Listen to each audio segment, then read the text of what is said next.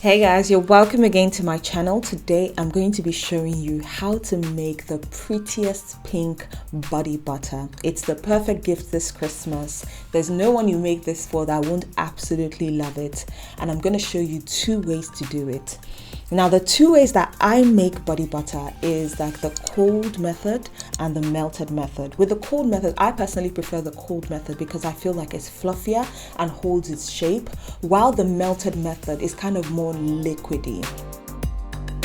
Now, you can customize your body butter however you want. If you want a harder body butter because you live in a warmer temperature or a warmer climate, you can add more butter than oil. Now, the three things you need for a basic body butter recipe are butter. You can use a mix of butters, oil. You can also use a mix of oils, and your essential oils. And then for added color, I used some mica. Mica is literally the best way to color your body product because it's safe and it won't stain your skin. It's just literally the best way to color your body product instead of using something that's not safe. Here, in order to make the cold butter, the measurements that you want to use is 70 grams of butter. Here I'm using shea butter. You want to use 29 grams of oil. I use sunflower oil, not the type of sunflower oil you use to cook. This is a different sunflower oil. It's for making beauty products. And then 1 gram of essential oil. So you're basically looking at a 70-30% ratio. That's 70% butter and a 30% oil. And in that case, I'm using 1 gram of that for essential oil. So that is 70, 29, 1. So in that case, you can double, triple, quadruple this recipe to make a really big batch. But this basic recipe will get you the perfect consistency every single time. Now, in order to make the cold one, what you want to do is to measure out your oil and butter.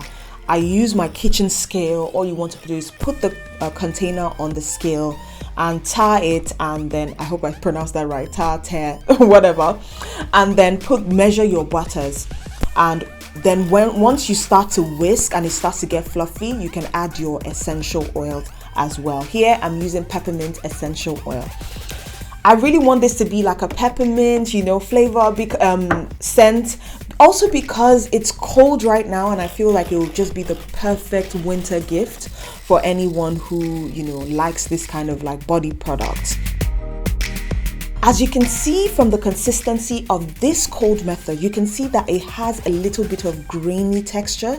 Now, the cold method is not as smooth as the melted method, which I'm going to show you in a minute. And as you can see, it glides on my skin quite well, but it still has a little bit of grain, which personally, I don't mind. But let me show you how to make the melted version. For this melted version, because I was making some for my husband as well, I literally tripled the recipe. So here I used 210 grams of shea butter.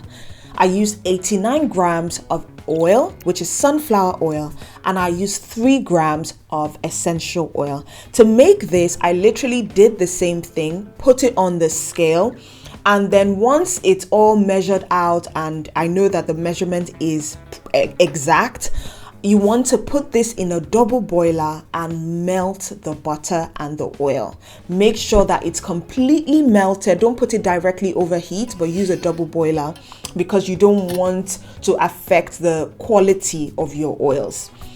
Now, once it's all melted, you want to leave it on the counter to harden, but to make mine harden much faster, I put it in the refrigerator. And you want to leave it in the refrigerator for about 30 minutes to an hour.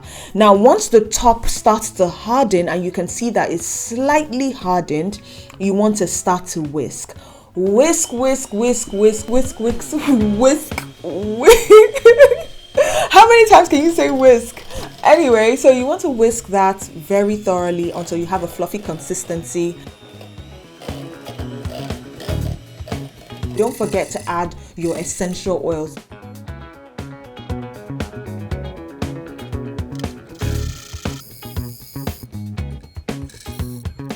And then you want to introduce your mica powder.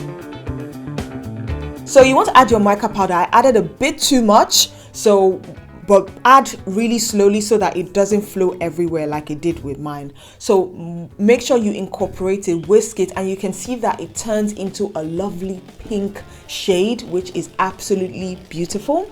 And then just keep whisking till you get the consistency that you desire.